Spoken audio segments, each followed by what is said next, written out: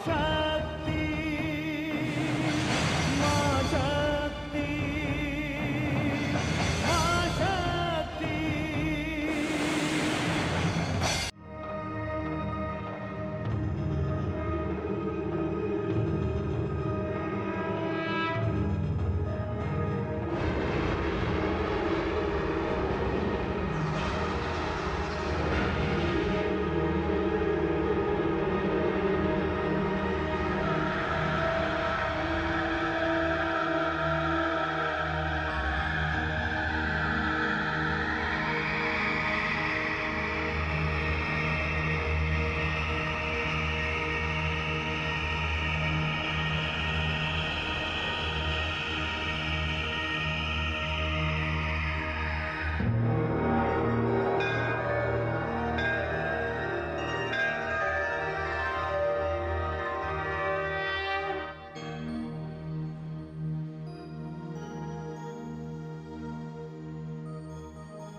हे ब्रह्मा, आपने मानव लोक के लिए जिस स्थान की बात की थी उसका निर्माण हो चुका है और अब ये रहस्य भी आपके सामने प्रकट हो चुका है। ये मेदिनी है। ये निंदा और स्तुति की भस्म से बनी है। ये दो दुर्गुणों की राख से बनी है। ये राख से बनी है, इसलिए इसमें धारण करने की शक्ति है। ये पर्वतों का बोझ उठाएगी। इसके वक्षस्थल पर नदियां बहेंगी। ये वनस्पतियों का भार भी सहन करेगी। ये सर्दी, गर्मी और वर्षा भी झेलेगी। मानव के आने से पहले ये उसके लिए सारी सुविधाएं जुटाएगी। ये सब कुछ वो इसलिए करेगी क्योंकि संतान के लिए माता यही सब करती है, क्योंकि वो त्याग, तपस्या, ममता और सहनशीलता की मूर्ति है। ये धरती भी माता कहलाएगी।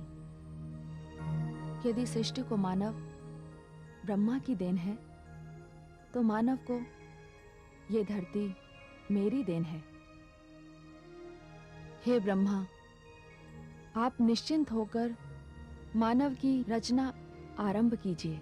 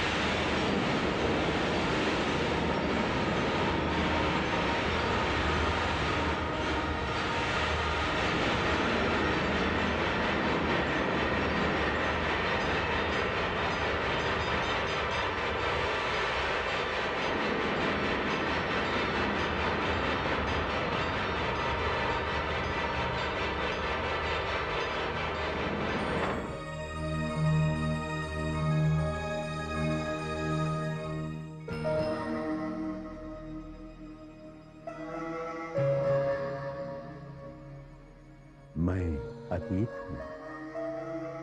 देवताओं के लिए आकाश तथा दानवों के लिए पाताल का निर्माण पहले ही हो चुका था। मानव के लिए शक्ति की कृपा से निंदा और स्तुति की राख द्वारा धरती का निर्माण हुआ। सृष्टि के रचनाकार ब्रह्मा जी को इसकी हार्दिक प्रसन्नता थी। उन्होंने पर्वतों को हिम से शोभायमान किया, नदी के जल को धाराओं में गतिमान किया, पेड़ों को फूल दिए, फल दिए, मानव को अस्तित्व दिया। सबसे पहले विधाता ने सनकादिक ऋषियों को जन्म दिया। देवता आ गए, दानव आ गए। उसके पश्चात ब्रह्मा ने अपने हृदय से नारद को प्रकट किया।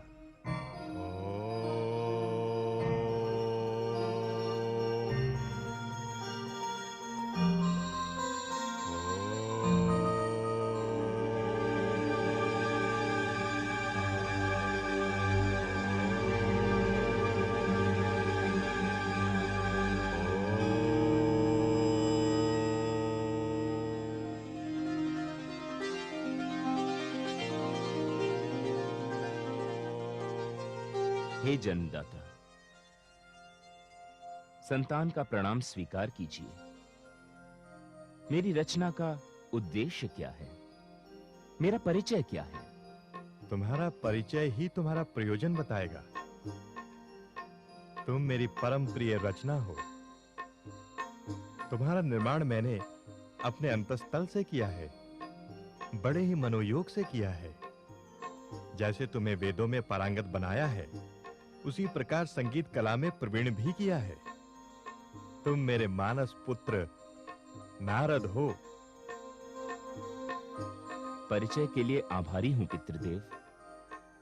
अब मेरे लिए क्या आदेश है? मानव के लिए मेरा यही आदेश है कि वह नए मानव को जन्म दे, मानवता की परंपरा बनाए। यह मेरे लिए संभव नहीं है पितृदेव। देखिए ना, जब से मैं आपके समक्ष खड़ा हूं, मेरे अंतर्मन में एक ही शब्द गूंज रहा है, नारायण नारायण नारायण। हे पूज्य पिताश्री, मानव को जन्म देने की सेवा मैं नहीं कर पाऊंगा। मेरा मार्ग तो वैराग्य का है, नारायण की खोज है। मैं गृहस्थी के बंधन में नहीं बंधना चाहता। मैंने तुझे अपने हृदय से जन्म दिया है और तू वैराग्य की बातें करके मेरी आज्ञा का उल्लंघन कर रहा है। अपराध क्षमा करें पूज्य पिताश्री, मैं आपकी आज्ञा का पालन नहीं कर सकता।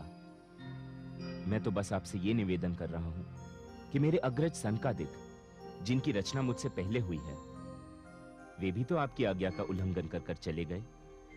तेरा ये दुस्साहस, तूने मेरे आदेश को अस्वीकार किया है, इसका दंड तुझे भोगना ही पड़ेगा। जा, मैं तुझे शाप देता हूं कि तू सदैव अकेला ही भटकता रहेगा। जा, मेरे सामने से शीघ्र चला जा। मेरे कारण आपको क्रोधित होना पड़ा, इसके लिए मैं क्षमा चाहता हूं पिताश्री। पुत्र होकर भी मैं पिता की आज्ञा का पालन नहीं कर पा रहा हूं। यह मेरा दुर्भाग्य है, किंतु मैं अपना निर्णय ले चुका हूं। मेरा मार्ग लोक कल्याण का मार्ग है, नारायण का मार्ग है। इस उद्देश्य के लिए मैं अपने जीवन पथ पर अकेले ही चलना चाहता हूं।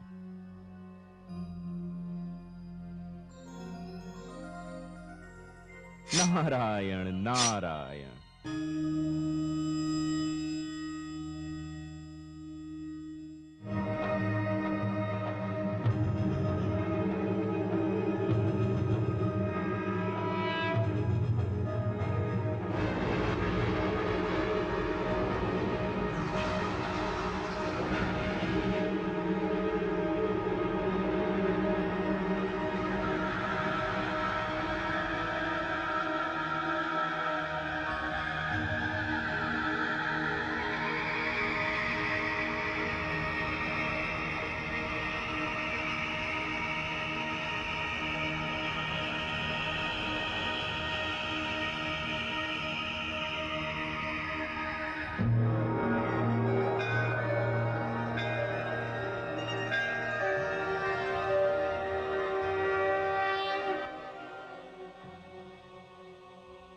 आदि शक्ति को ब्रह्मा का नमन स्वीकार हो।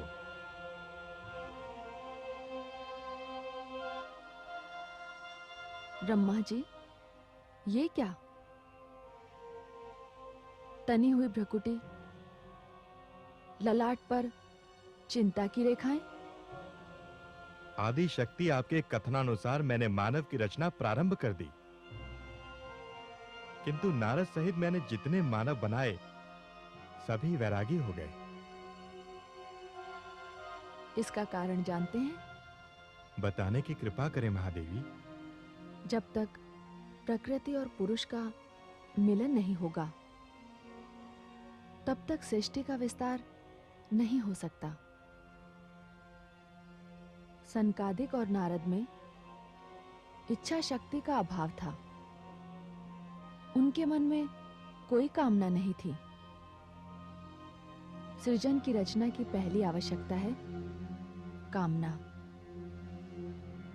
इसलिए मानव रचना से पहले आवश्यक है मानव के मन में रचना की कामना इच्छा। हे ब्रह्मा, कामना भी मेरा ही रूप है, मैं ही कामना हूं। हे महादेवी, मुझे अपनी भूल ज्ञात हो गई। इस कृपा के लिए आपको धन्यवाद। मैं समझ गया कि पुरुष नारी शक्ति के बिना अपूर्ण है, अधूरा है।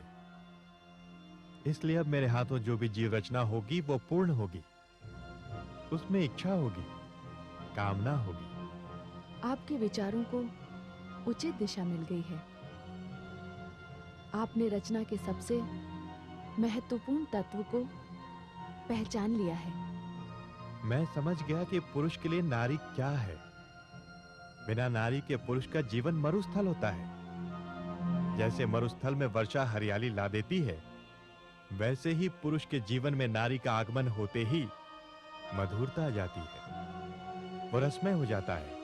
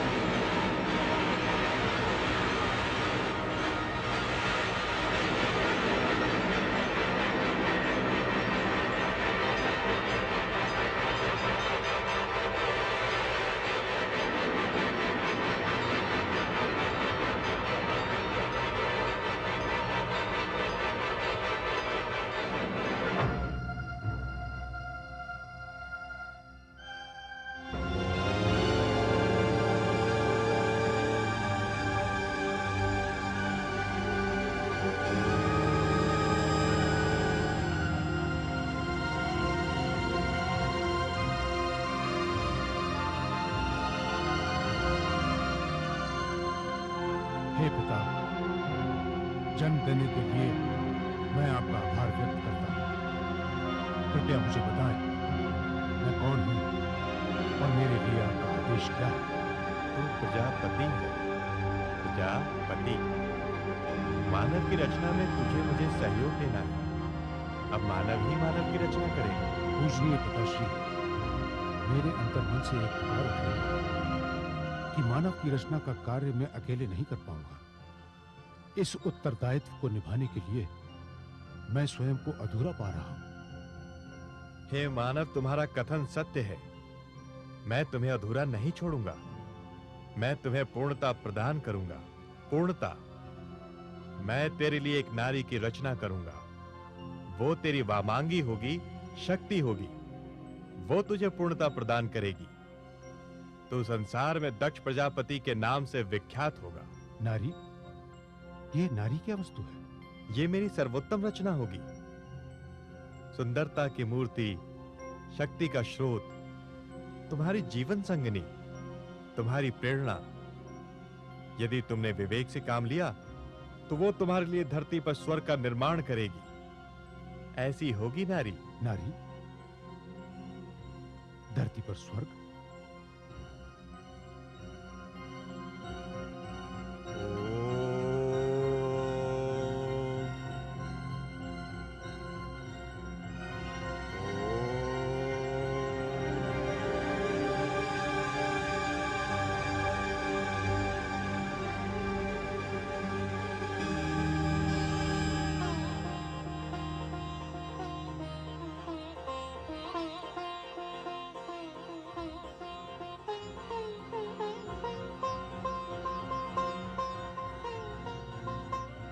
मेरे रचयिता, कृपया मुझे मेरा परिचय दें। मैं कौन हूँ? मैं कैसे अस्तित्व में हूँ? मेरा भविष्य क्या है? तुम नारी हो। प्रकृति की सुंदरतम वस्तुओं की सहायता से मैंने तुम्हारा निर्माण किया है। तुम्हारी रचना करते समय मेरी कल्पना में हंसनी की चाल थी, हिरनी की आंखें थी, उषा की लाली से मैंने तुम्हारे होठों को सुशोभित किया है। काली घटाओं को देखकर मैंने तुम्हारे केशों को रूप दिया है। तुम्हारे कंठ में मैंने कूकती कोयल के स्वर रख दिए। ऊपर से नीचे तक मैंने तुम्हें इंद्रधनुष के रंगों में सजाया है। हे देव, ये तो मेरी आंखें देख रही हैं। ये सब तो मेरी बाहरी सुंदरता है, किंतु मेरा अंतःस्थल। हाँ, बताता हूं।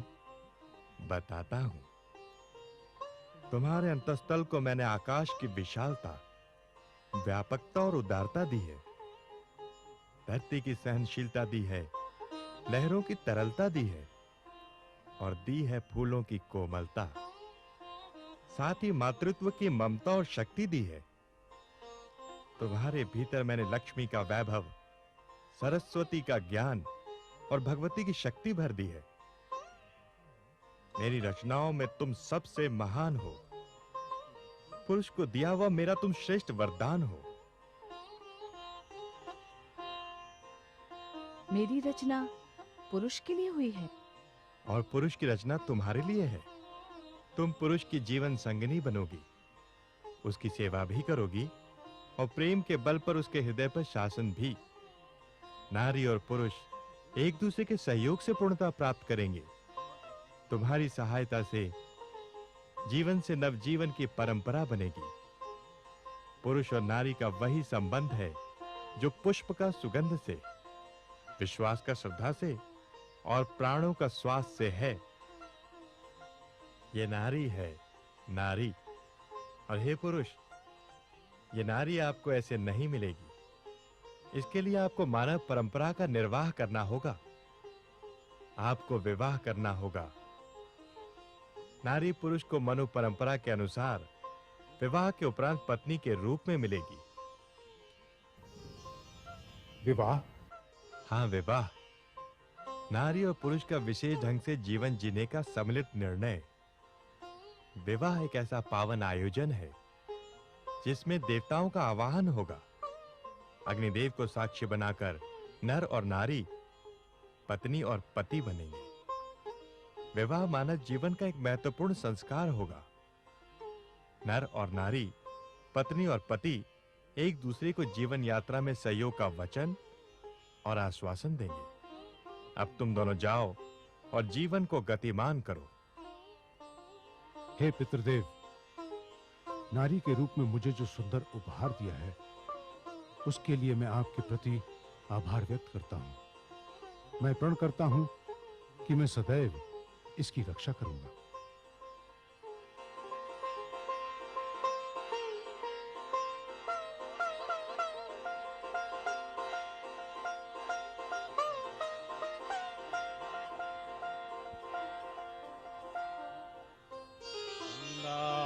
यमुना सरस्वती च यमुना गोदावरी नर्मदा च दिव्यांबरा नानारत्नविभूषितं चन्दनं जाति चम्पक बिल्वपत्र सचितं पुष्पं च धूपं तथा दीपं देवदयानि देवसुपते कल्पितं द्रविणां सौवर्णे मणिखण्डितरत्नचित्ते प्रेणे वर्णे वरदस्वतां तेरी देवती